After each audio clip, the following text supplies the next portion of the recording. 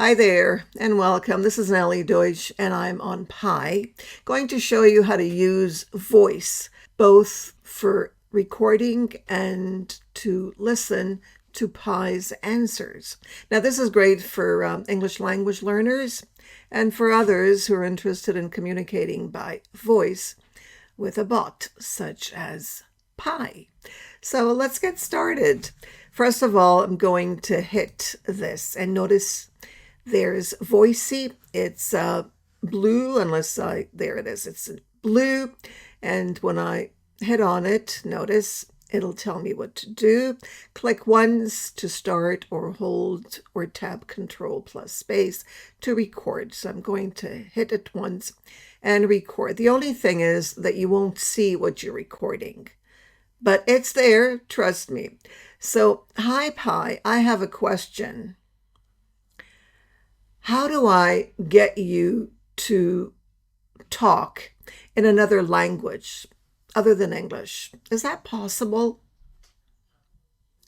Next, I'm going to hit notice here again to stop recording.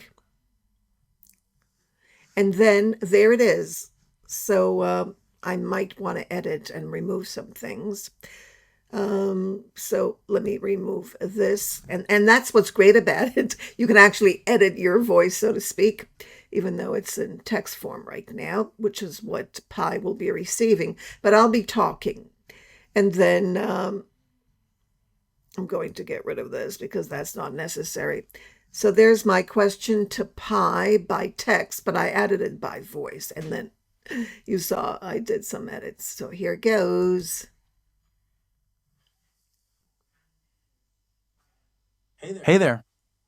Absolutely, it's possible in other languages. I can communicate in English, Spanish, French, German, Italian, Portuguese, and English-based pidgins and creoles, like Nigerian pidgin.